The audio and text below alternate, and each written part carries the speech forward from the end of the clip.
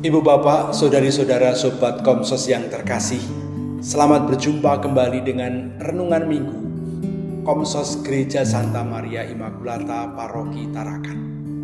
Hari ini kita memasuki Minggu Paskah yang ke-6.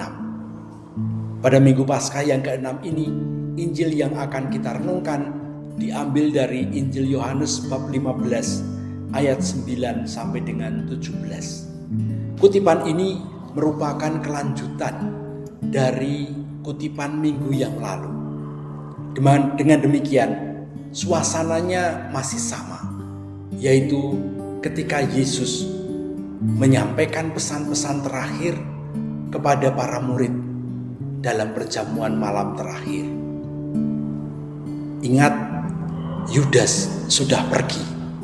Yudas yang adalah simbol kekuatan kegelapan, pengkhianatan, kejahatan, tidak ada lagi bersama dengan Yesus dan para murid lainnya. Maka dalam situasi seperti itu, suasananya boleh dikatakan suasana yang murni, tanpa pengaruh-pengaruh negatif dari luar. Yesus sungguh-sungguh berada dalam situasi kedekatan yang akrab, kedekatan yang intim dengan para murid yang masih ada bersama-sama dengan dia saat itu. Lalu, apa yang dikatakan Yesus, dipesankan Yesus pada pertemuannya ini? Kutipan Injil Yohanes bab 15 ayat 9 sampai dengan 17 menggarisbawahi pesan kasih. Sebagaimana aku mengasihi engkau, hendaklah kalian juga saling mengasihi. Kita semua sudah hafal dengan pesan kasih ini. Dan bahkan boleh dikatakan saling mengasihi menjadi ciri khas iman Kristiani.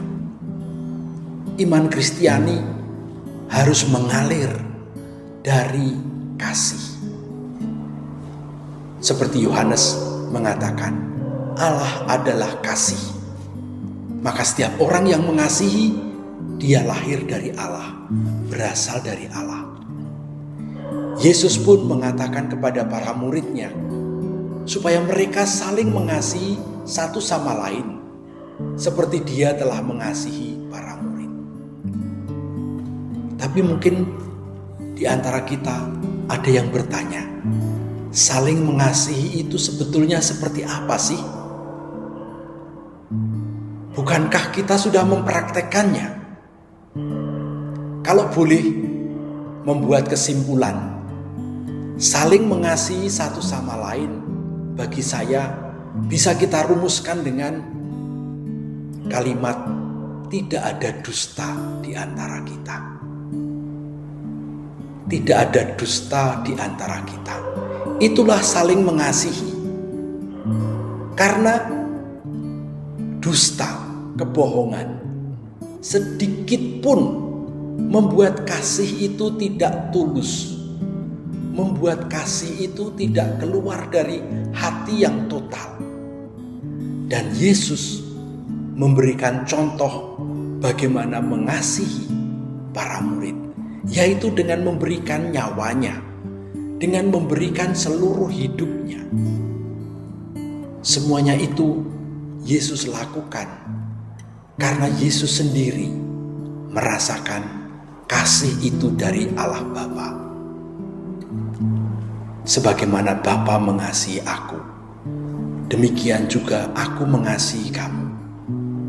Maka hendaklah kamu saling mengasihi satu sama lain.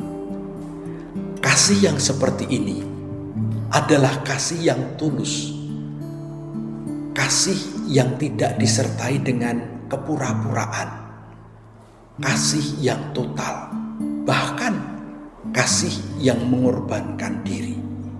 Rela berkorban untuk orang yang dikasihi.